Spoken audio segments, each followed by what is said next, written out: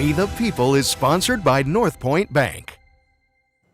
Our country is turning 250 this year. 13 on Your Side is celebrating the milestone through our series, We the People. Every week, Riley Mack will bring us the stories of everyday people who represent America right here in West Michigan.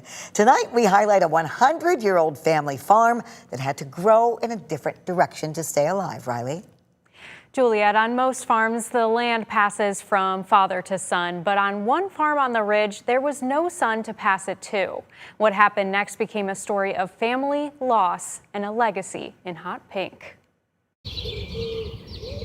Work on the farm, sun up to sundown. Oh yeah, for sure. But at Dunnaback Farms, It's asparagus season. our story starts when there was no sun around. Every family farm still has a big story of why they're still here. This is that story Yeah. for Stephanie Ginsburg. Great-grandpa started the farm in 1925.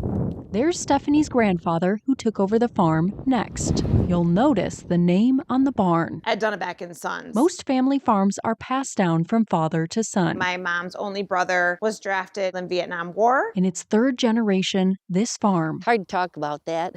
had to grow in a different direction. He could have got off with a farm deferment, but he said, "Dad, no, I'm just going to get it over with. Sue Ann Shoemaker I'll be back." And he got hit by an enemy rocket.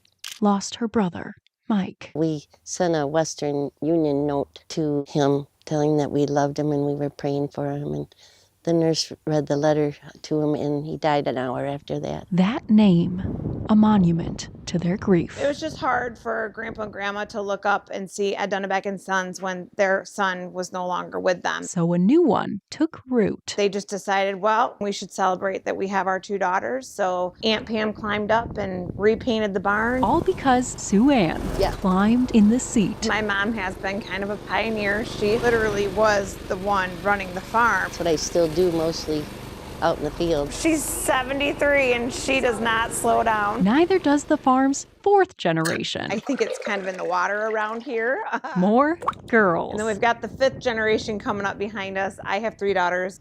I told you it's in the water. The name changed. And the color too. We really just leaned into, hey, we are a farm run by the girls. But one thing remains. The roots are the same, yeah. And the people who planted them, never far away. I know he's up there and so's my sister. They're looking down on us laughing. And all the things that us crazy girls are doing. But I think they would be very proud. Just as it has for 100 years.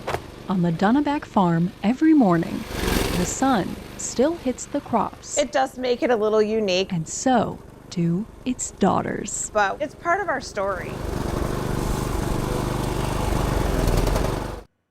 Stephanie was once a mortgage broker and her sister Sarah a nurse. They're now running the Dunnaback and Girls farm side by side, and they've added so many more wonderful things to the farm already: a tap room, live music, farm to table dinners, a playground, berry picking, and so much more. We've got information on some summer fun coming up at the farm in this story on our website 13onyourside.com. With your We the People, I'm Riley Mack.